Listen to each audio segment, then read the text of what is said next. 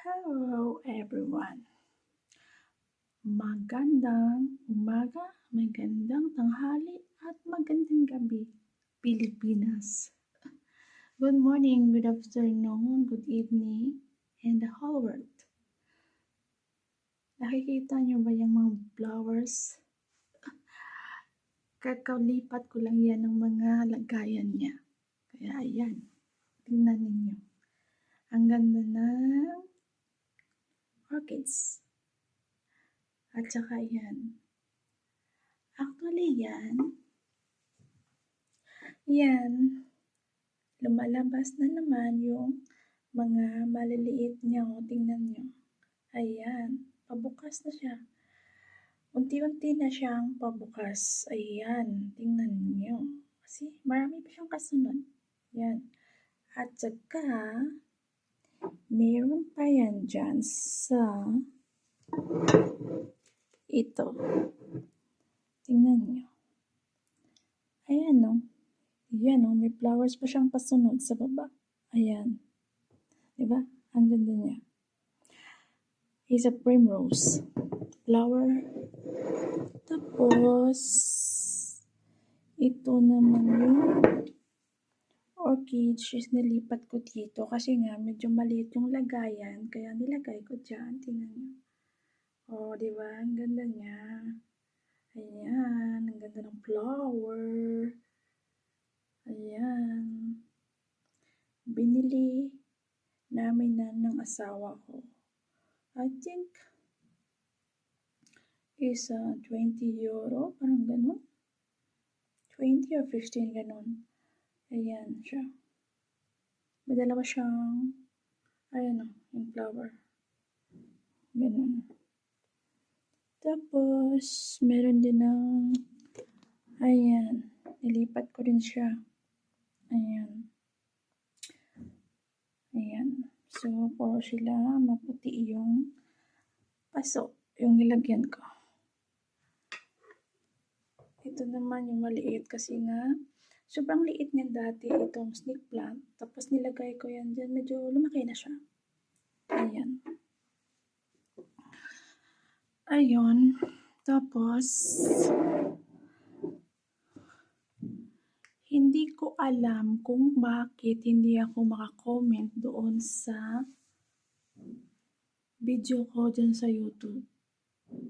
May mga nagko-comment sa akin, nire-reply ko naman, pero hindi siya nag-a-appear doon sa comment. Kaya, gumawa ako ng video na baka sabihin niyo na hindi ako nagre-reply. Nagre-reply po ako. At yung ginawa ko na lang na pag hindi yun makita sa comment dun sa video ko, yung reply ko, nagre-reply ako dun sa video ninyo. Yun. At saka yung mga nagsasabing, don't subscribe, ganun. Kung hindi ko yan na-reply, tapos nilike ko lang siya, it means hindi siya nakita yung reply ko kasi hindi siya talaga naka-appear, ganun. Kaya, nagre-reply ako doon sa mga video ninyo, doon na lang, para naman na malaman ninyo na nabasa ko yung kinoment nyo sa video ko, tapos para naman na may response, diba? Ganun. Kaya nagtataka ako bakit ganun. Ilang beses kong paulit-ulit na mag-reply o mag-message ng comment, pero wala. Hindi talaga siya nakikita. Hindi siya parang nadidelete siya, parang ganun. At hindi lang naman sa akin channel yung ganun, kasi nga marami din akong nababasa ng mga channel na dun sa mga video nila, sa mga comment na hindi daw sila makareply, hindi daw nakikita yung mga comment nila, ganun. Kaya so, hindi lang sa akin. Siguro sa YouTube lang talaga, kaya ganun. At saka sa mga nagsasubscribe, thank you so much for those subscribing my channel. And I will subscribe you back. Just comment lang kayo sa video ko para makita ko, tapos magko-comment ako dun sa inyo. Yun. I will comment your video and I will subscribe you as well.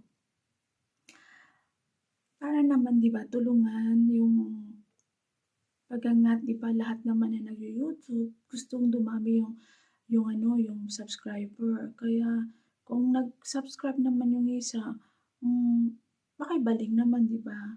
Para naman na isa fair tapos ano 'di ba, sayang naman yun na yung isa nag-subscribe sa'yo tinulungan kang dumami yung subscriber mo, pero ikaw hindi ka naman nag-subscribe. Actually, kadalasan nano-notice ko yung magko-comment ka tapos yung nagsa-subscribe ka sa may maraming sa maraming followers, sa maraming subscriber. Yun pa yung walang pakialam na mag-subscribe back sa mga kokonting subscriber. Hindi ko lang alam kung nano-notice niyo din 'yan, 'di ba? Kasi para siguro kasi nga ano na sila, ang YouTuber na sila, marami na silang subscriber kaya kailangan na mag-subscribe sila sa mga maliliit na kakaumpisa pa lang ng YouTube or Facebook, content creator, gano'n. Pero 'di ba dapat sila nga dapat yung tumulong, pero okay lang 'yan kasi nga tiyaga lang talaga, tiyaga, 'di ba? Tiyaga lang, mararating din natin 'yan. Kung sino man yung maraming subscriber, mararating din natin 'yan. Pero siyempre yung mga talaga yung mga baguhan, kailangan natin talaga tulungan na aangat din sila, gano'n. 'Di ba? Para naman na patas yung laban. Gano'n. Tapos, actually dito ngayon lumabas ako. Tapos buti na lang nakauwi ako tapos umulan ng malakas. So ngayon medyo mainit na sa labas, gano'n. Ang nakikita niyo do'n 'no, may araw. May araw siya. Pero ang oras ngayon dito is I think 3 PM na gano'n, yun. Kaya nang umuwi ako, tinry ko 'tong palitan yung mga lagayan ng flower para naman lumaki sila. Kasi nga marami na silang gamot na tumutubo, gano'n. Ayan, ang ganda ng orchids. Yung binili naming orchids na 'to is may bulaklak na talaga yan, gano'n. At saka iyan, alam mo yan, binili ko yan nung Sabado. Ayan yung primrose, binili ko nung Sabado do'n kasi nga dito sa'min 'pag may market yan, may mga tinda din sa labas, diyan sa baba namin. Maraming tinda, mga bio means sa organic na mga vegetable, gano'n. So, yung suki ko na binibilhan ko palagi ng flower, nandiyan bumalik sila, gano'n. Marami silang flowers. So, alam niyo ba magkano binili ko niyan? Isa €1.75. Yang primrose na yan. €1.70. Gano'n. Pero pag nasa shopping mall ka bumili, doon ka sa shopping mall bumili sa mga flowers doon. Nako, €3 or more than 5, gano'n. Gano'n sila. Ngayong spring, madami kang makikitang flowers na iba't iba, gano'n. Ang ganda dito kasi pag mag-spring, palabasan na yun ng flowers, tapos medyo mura na, gano'n. Ang dami talaga as in. Tapos yung mga amoy ng flower, gano'n. Talagang pag nilalakad ka sa daan, may makikita ka na lang na, ayun, may mga flowers na gano'n. Ang ganda niya, gano'n. Hindi tulad sa atin sa Asia na dahon muna, tutubo, dahon, tapos mag-flowers, magbulaklak siya, di ba? Pero dito iba. Iba dito, lalo na yung mansanas. Pag nag-spring siya, lalabas na yan paunti-unti yung flowers, ganun. Tapos pag flowers, magbunga, tapos dahon. Tapos ng dahon, ayan, paparating na naman yung autumn, tapos winter, magiging ano na naman yung dahon, mahuhulog na naman, ganon. Mawawala naman ng dahon, yun. Kaya iba talaga sa atin at dito. Mas nauuna ang flower sa bunga kaysa sa dahon. Yun. Ay nako. Salamat talaga sa mga nag-subscriber sa akin Tapos ganun. Asahan yung magko-comment kayo sa akin tapos magko-comment ako dun sa YouTube, sa channel ninyo at i-subscribe ko din kayo. Yan. Happy Thursday to everyone. magandang, ano ba tawag sa atin ito? Magandang Huwebes, gano'n. Huwebes diyan sa Pilipinas, sa Asia, gano'n. Kasi hindi naman pare-pareho yung oras, gano'n. Ito yung pangtanggal stress ko, yung mga bulaklak, gano'n. Ito siya, pangtanggal stress yung mga bulaklak na 'to. Ayun, pangtanggal stress yung mga bulaklak na 'yan. At saka yung money plant ko dun, yun. Ayan. Yan lang talaga. Kasi boring naman dito.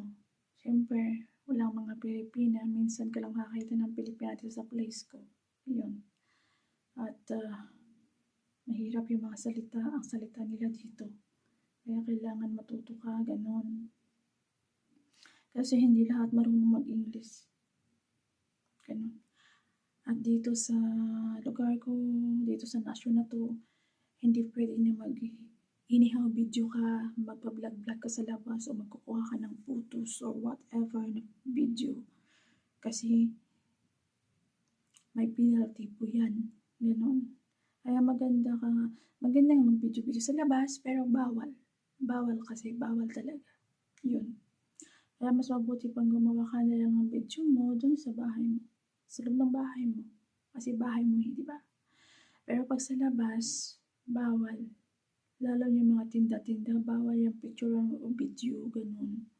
Yun. Sa mga sa mga tourist spot naman, parang okay naman siya. Kasi nung pumunta kami dun sa Colon Cathedral, madami akong video dun, pero hindi ko na-upload dito sa YouTube, sa channel ko. Gusto ko nga sanang gawa ng video, ganun. Kasi maraming nag-aabang din na kung ano daw yung itsura ng Colon Cathedral, yung place niya, ganun. Sobrang ganda ng Colon Cathedral. Grabe. Kasi famous yan dito. Famous yan, di ba? Yung Colon Cathedral. Sa mga hindi pa nakakaalam, search ninyo yan sa internet. Ang ganda niya. At saka, matagal na yan. Lumang simbahan na, at saka cathedral. Yan ang pinaka-famous na cathedral dito sa Germany. Tapos, yan ang pinakamalaki, yung pinakamalapad. Tapos, yung isa, yung pinakamataas, yung sa City. Nakapunta na rin ako doon. Napakataas, umakyat kami sa taas. Yun, grabe, hinihingal ako. Tapos, yun ang pinakamataas sa buong mundo. Yung City na simbahan ng Catholic. Yun. Ganon. Kaya magandang mag-video dito, pero yun nga lang, bawal. Bawal dito. Tapos may mga, maraming bawal, basta maraming bawal. Kaya, para safe na lang, wag nang mag-video sa labas o mastika photo. Alam ko marami pang hindi nakakaalam yan. Yun. Kaya marami din ako nakikita na nandito, hindi lang Pinoy, madami ding ibang lahi na nakikibideo kahit saan-saan lang. Pero, sana nga, hindi sila makita ng camera or mga, yun, mananghuli, gano'n, di ba? Kasi nga, bawal dito. Masyadong stricto dito. Gano'n. Di ba? Mahirap pumasok sa bansang to. Gano'n. Kailangan mo muna mag-aral dyan sa Pilipinas bago ka makapasok. Kaya mahirap talaga. Gano'n. O sige na. Anyway, by the way, siguro marami pa kayong ginagawa. At ako'y magsastop na dito sa pagsasalita sa video na to at sinare ko lang sa inyo kung ano man ang nangyayari dito at kung ano man sinabi ko na nangyayari sa channel ko na hindi ako makapag-reply sa mga comment ninyo. So I'm so sorry and I'm so happy because you subscribe my channel and I will subscribe you back kung hindi pa kayo na-subscribe. Just comment this video, comment to this video below and then I will subscribe you. Ay comment ko dun sa inyong mga channel. Okay? And happy Thursday to everyone. Have a nice day and have a nice day ahead. And God bless us all. See you in the next video. Babu!